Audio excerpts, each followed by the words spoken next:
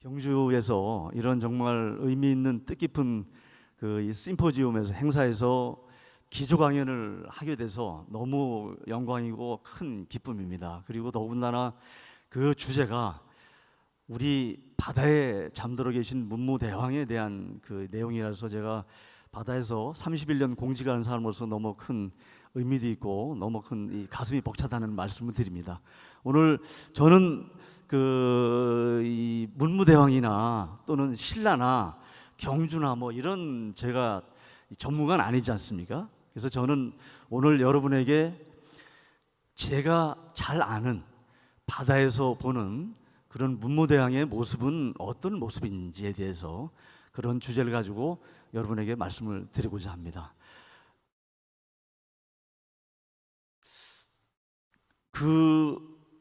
저는 31년 바다에서 일을 했는데요. 여러분은 바다를 언제 느끼시는가 모르겠습니다. 보통 분들은 뭐 경주는 저 산 너머에 있는 바다 뭐 이 정도로 생각을 하시겠죠. 보통 분들은 어디 회 한 접시 드실 때나 어쩌다가 이 대왕릉 가서 보시면 이 바다 이렇게 생각을 하시지 않을까요? 그런데 생각해 보면 바다는 저희가 생각하는 그런 먼 곳에 있는 바다가 아니고 선원들이나 또는 뭐 어민들의 바다가 아니고 우리들의 바다입니다. 우리 일상 속에서 아침에 일어나면 느끼는 바다, 아침에 일어나서 저녁에 잠들 때까지 우리가 느끼는, 우리와 같이 숨쉬는 그런 바다. 저는 그 바다를 일상 속의 바다라고 그렇게 이야기를 합니다. 바다는 아주 가까운 곳에 있습니다. 여러분은 문무대왕은 그럼 언제 생각을 하시고 기억을 하십니까? 이런 심포지움 할 때 기억을 하시나요? 아니면 또는 뭐 다른 행사 하실 때 기억을 하시나요? 저는 바다와 비슷한 그런 생각을 갖지 않을까, 문무대왕에 대해서도 그렇게 생각을 해봅니다. 문무대왕의 그 유산과 문무대왕이 가지고 있는 정신은 우리 몸속에 우리 곁에 흐르고 있지 않을까 그렇게 생각을 합니다. 다만 우리가 잘 깨닫지 못하고 있지 않을까 그렇게 생각을 합니다. 저는 이 두 가지를 생각을 하면서 과연 문무대왕이 꿈꾸던 세상과 나라는 어떤 모습이었을까라는 생각을 해보았습니다. 이런 세 가지 가지고 같이 말씀을 나누도록 하겠습니다. 여러분 이 지도 많이 보셨죠? 많이 울리나요? 괜찮습니까? 예. 이 지도 보셨죠? 우리가 보통 지도를 보면 아래가 바뀌었잖아요, 그죠? 아래가 원래 우리가 많이 익숙한 지도를 보면은 우리 한반도는 대륙에 이렇게 대롱대롱 매달려 있는 그런 이 상황이죠. 그리고 좀 갑갑합니다. 그런데 이렇게 아래를 바꿔 보니까 어떻습니까? 일본은 우리를 완전하게 한반도를 감싸주는 그런 방파제 같지 않습니까? 중국과 러시아는 우리의 한반도의 완벽한 배후부지입니다. 우리가 보통 생각하던 지도를 보면 우리나라는 한반도는 삼면이 바다로 둘러싸인 한반도라고 이야기를 합니다. 그런데 이렇게 보시면 어떻습니까? 저는 이렇게 생각을 해봤습니다. 우리 한반도는 삼면이 바다로 완전히 열린 한반도. 저는 시각이 중요하다는 말씀을 드립니다. 어떻습니까? 시각이 중요하시죠? 오늘 저는 여러분들이 바다와 문무대왕을 보는 시각을 조금 바꿔봤으면 좋겠다는 말씀을 드립니다. 여러분 우리가 사는 이 행성은 다들 지구 이렇게 이야기하시잖아요. 그런데 생각을 좀 바꿔보면요, 바다 시각에서 보면 지구가 아니고요 수구라고 이야기할 수 있습니다. 우리 행성, 우리 지구의 71%가 바다로 덮여 있습니다. 육지의 가장 제일 높은 곳은 8848이고요. 바다의 제일 깊은 곳은 11,000m가 넘습니다. 그런데 평균 높이는 육지가 875m인데 바다는 3,000m가 더 깊습니다. 육지와 바다를 이렇게 흐트려서 한꺼번에 해보면 우리 지구라고 하는 우리 행성은 3,000m의 바다만 남습니다. 어떻습니까, 여러분? 이 모습 보시면 우리 행성이 지구 아닌 수구 같지 않으십니까? 저는 이러한 시각을 조금 가지셨으면 좋겠습니다. 문무대왕도 바다에서 보는 문무대왕을 이야기하고 싶습니다. 문무대왕 말씀드리기 전에 제가 모두에 말씀드렸던 일상에서 만나는 그런 바다에 대해서 조금 말씀드리고 문무대왕으로 넘어가도록 하겠습니다. 바다가 참 중요하다 이야기를 굉장히 많이 합니다. 이 네 가지 제가 표를 만들었는데 저거는 제가 사실을 여기서 드리고자 하는 얘기는 아니고요. 저거는 자료를 보시고 저건 아마 말씀하시는 전문가들이 상당히 많이 있으시거든요. 그렇게 참조를 하시면 되겠습니다. 저는 이 말씀을 드리려고 합니다. 여러분, 중요하다는 영어 단어 다 잘 아시죠? 다 기본적이죠. 뭐 important입니다. important 중요하다. 뭐 VIP 하면은 뭐 very important person이잖아요. 마찬가지죠. 저 색깔을 제가 달리 했어요. IM은요 안쪽으로 한 뜻이죠. 안쪽으로. important는 따지고 보면 무슨 말이냐면 항구 안에 들어와 있는 것이라는 뜻입니다. 근데 그게 왜 중요하다는 말이 됐을까요? 과거에 지중해는 세계 교역의 중심지였습니다. 유럽의 중심지였죠. 항구 안에 있는 게요 팔아먹을 수 있어서 돈을 벌 수 있는 거였습니다. 교역의 대상이었습니다. 그 안에 있는 사람들이 부자였습니다. 그 안에 있는 거 팔아야 내가 내 가족을 먹여 살릴 수 있었습니다. 그렇기 때문에 항구 안에 있는 것은 보호해야 될 대상이고 보호해야 할 가치가 있는 거였습니다. 항구 안에 있는 것이라는 뜻은요 그렇기 때문에 중요한 것이었습니다. 중요한 대상이었습니다. 바로 항구 안에 있는 것은 중요하다는 말이 되었습니다. 그렇죠? 항구 안에 있는 것은 중요합니다. 항구 안에 있는 게 중요하니 항구가 얼마나 중요하지 않겠습니까? 바다가 얼마나 중요하겠습니까? 그렇죠? 말이 거기서 나왔는데요. 여러분, 코로나 이제 막 마무리가 됐죠? 해외여행 엄청나게 지금 많이 다니십니다. 해외여행 가시려면 여권이 필요하시잖아요. 여권에 밑에 보시면 패스포트라고 써 있어요. 패스포트. 근데 왜 여권에 저 항구가 들어가 있어요? 참 이상하죠. 그죠? 여권의 시초는 1500년 중반쯤에 영국에서 시작됐는데요.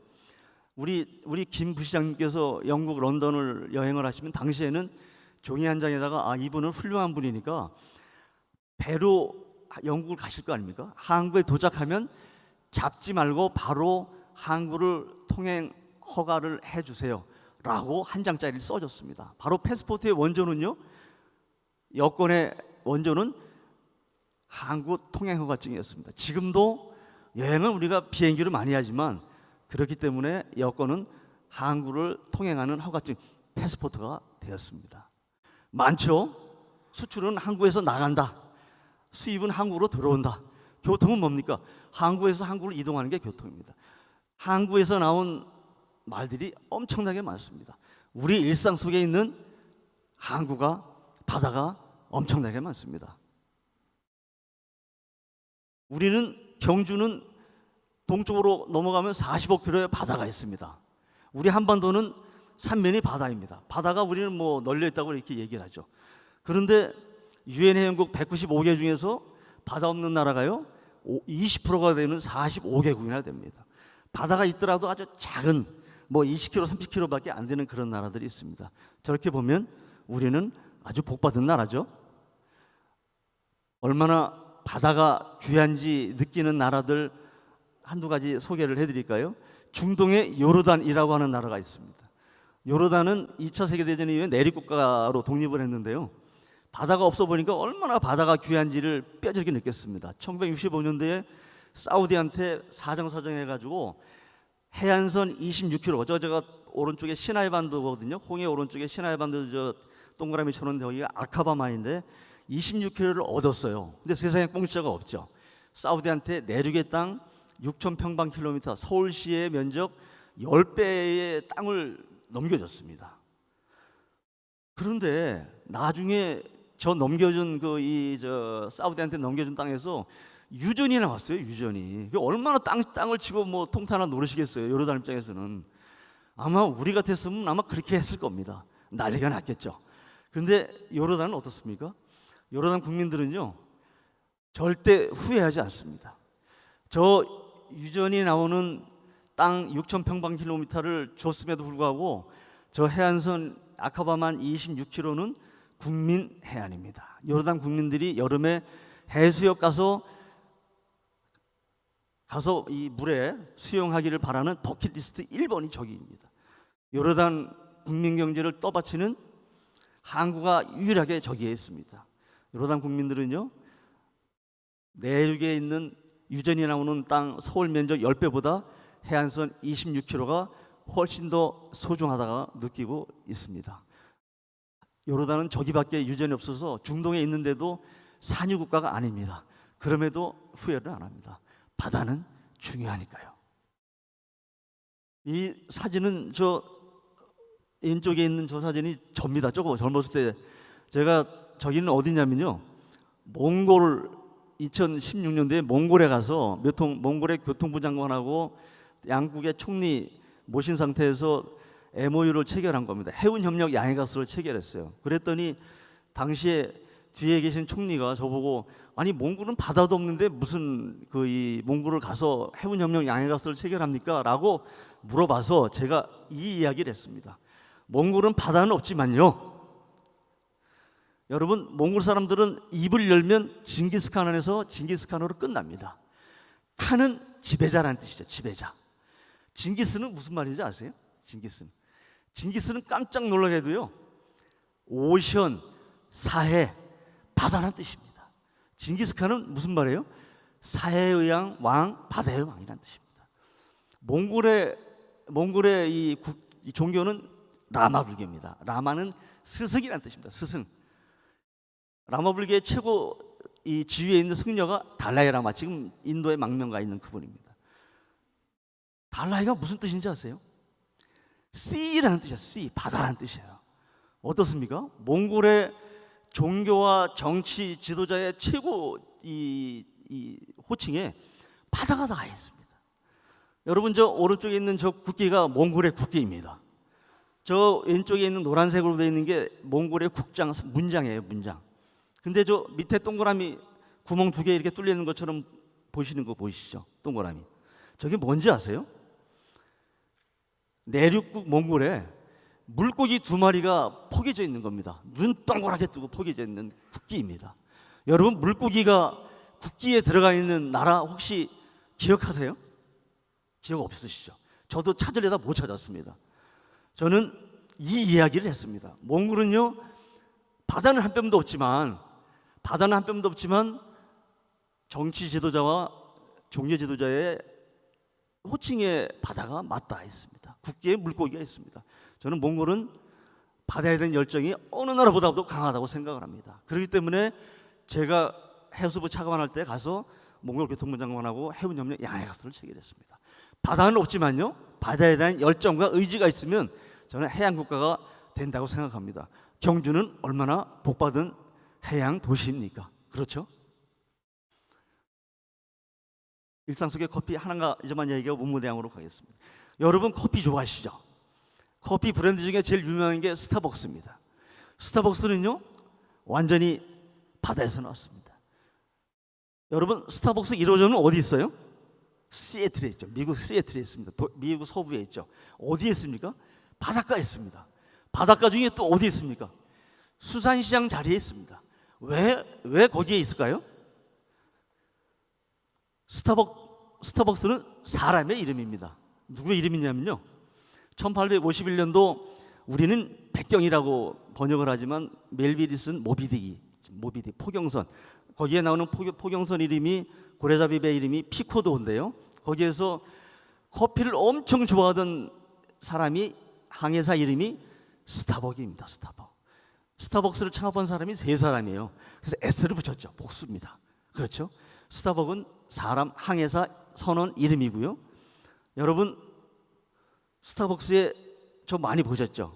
로고예요, 로고. 저게 뭔지 아세요? 옛날 그리스 에게에서 예쁜 노래 불러가지고 선원들을 유혹해서 잡아먹었던 바다 요괴 이름 사이렌입니다. 그렇죠?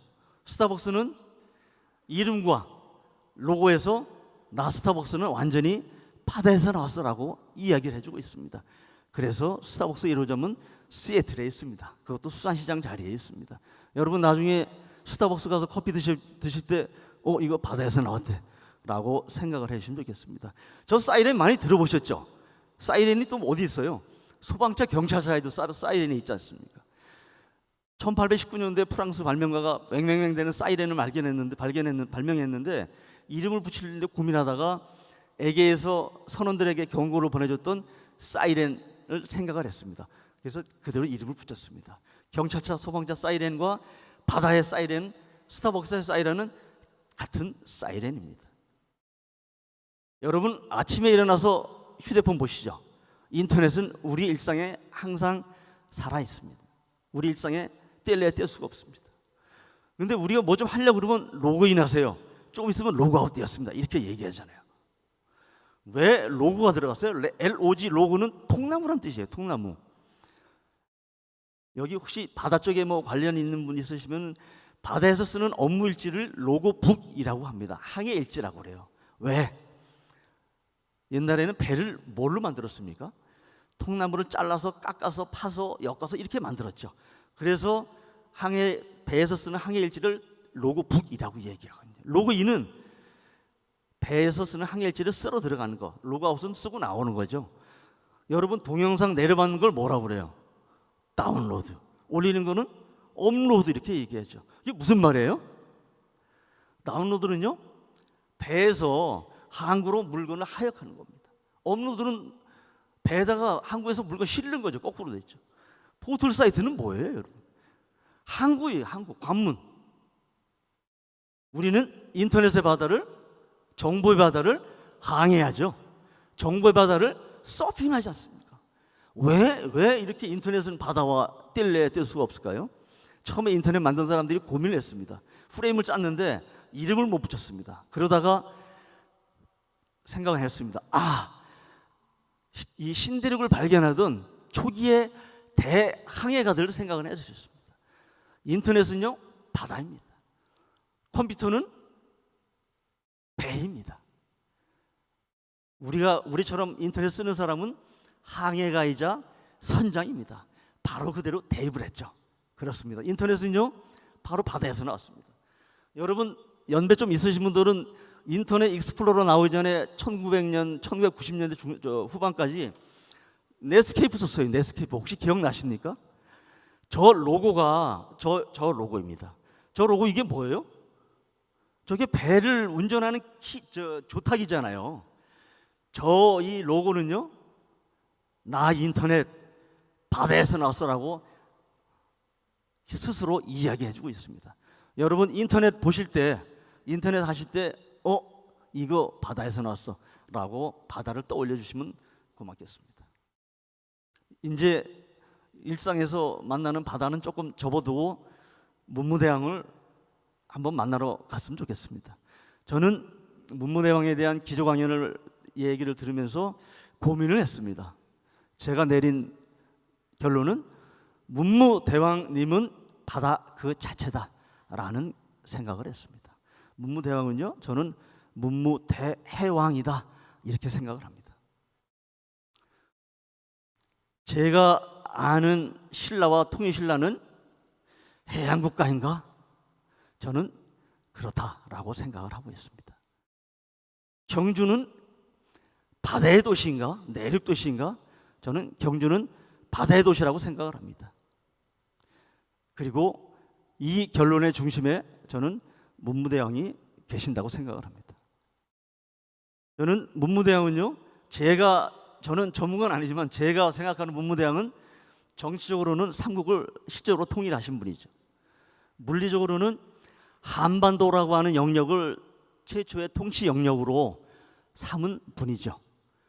정신적으로는 저는 한민족이라고 하는 그런 정체성을, 아이덴티티를 갖게 한 분이라고 생각을 합니다. 저는 행정을 했던 사람이기 때문에 행정적으로는 중앙과 지방의 제도를 체계화시킨 분이라고 생각을 합니다. 저는 제가 아는 문무대왕은 이 네 가지를 이룩하신 분이라고 생각을 합니다. 제가 찾아낸 업적은 역사적인 사실이죠. 소정방과 덕적도 인근에서 연합하신 분이고요. 병부롱으로서 수군을 이끌고 가셨어요. 탐나국을 복속을 하셨죠. 당의 수군을 직접 격퇴를 하셨어요. 바람과 파도를 통해서 격퇴했다고 그러는데 그렇게 써 있는 것은 겸손한 표현인 것 같고 제가 볼 때는 탁월한 해군 전략과 지휘력으로 그렇게 했다고 생각을 합니다. 저는 678년도에 문무대왕이 선부를 설치하셨죠. 지금의 제가 해수부 차관했던 해양수산부의 전신이라고 생각합니다. 가장 오래된 부처 중에 하나가 저는 해수부라고 감히 말씀드리고 싶습니다. 너무 감사드리죠. 그리고 바다에 사람답게 681년도 바다로 다시 돌아가셨습니다. 그리고 영원히 잠들고 계시죠. 저는 문무대왕이 보여준 저 정신은 저는 제 책 제목이기도 한데요. 바다 인류라고 이야기 되어지는 호모 사피엔스가 아니고 호모 시피엔스라고 생각을 합니다. 진정한 호모 시피엔스의 표상이라고 생각을 합니다. 저는 그분의 업적을 대외적으로 저렇게 알려진 것 이외에 저는 통일 과정에서 백제와 고구려의 유민들을 다 포용을 하셨잖아요. 화합과 통합을 이뤘지 않습니까? 바다의 속성이 저는요 화합과 통합이라고 생각을 합니다. 시호 문무는요 기가 막힌 조화와 균형이죠. 문과 무의 조화입니다. 저는 경주의 조화도 내륙과 해양의 조화라고 생각을 합니다. 마지막에 바다에 잠드셨죠. 얼마나 제일 낮은 바다에서 잠드셨습니까? 저는 겸손의 표징이라고 생각합니다. 바다는요 가장 낮은 곳에 있습니다. 바다의 겸손은 바다를 상징하는 의미입니다. 저는 결국 그렇기 때문에 문무대왕은 그 업적으로나 그 정신으로나 바다 그 자체가 되었다라고 생각을 합니다. 문무대왕이 꿈꾼 나라와 국민은 저는 기본적으로 바다를 통해서 이루어진다고 생각합니다. 바다를 통해서요 융성한 부강한 나라, 신민이 안전한 나라, 저는 강력한 나라라고 생각을 합니다. 저는 이 세 가지를 문무대왕이 꿈꾸셨던 나라와 사회라고 생각을 합니다. 저는 문무대왕의 그 이 정신이 깃들어 있는 유산이 저는 저렇게 흘러왔다고 생각합니다. 장보고의 청해진 통일신라의 청해진은 828년도 5월 31일 날 설치가 되었습니다. 그 5월 31일은요 지금 올해 경주에서 개최된 바다의 날이 5월 31일입니다. 그대로 계승이 되고 있습니다. 해양세력 왕건으로 저는 그 뿌리가 유산이 정신이 계승이 되었다고 생각합니다. 내륙세력 궁예를 이기고 우리나라 국호 코리아를 우리한테 지금 남겨주셨죠. 저는 울산과 어제의 글로벌 1등, 2등의 조선소는 그냥 나왔다고 생각을 안 합니다. 저는 부산과 울산과 포항의 중추 항만은 그냥 나왔다고 생각을 안 합니다. 저는 문무대왕의 바다를 통한 DNA가 살아 숨쉬는 표상이라고 생각을 합니다. 경주시가요 지금 바다로 엄청나게 전환을 하기 위해서 노력을 합니다. 전환이라기보다는 육지와 바다의 조화를 이루기 위해서 노력을 하는 그러한 노력도 저는 문무대왕의 레거시가 살아 숨쉬는 것이라고 생각을 합니다. 작지만 간포 청년들의 가자미 마을 운동도 저는 문무대왕의 유산이라고 생각을 합니다.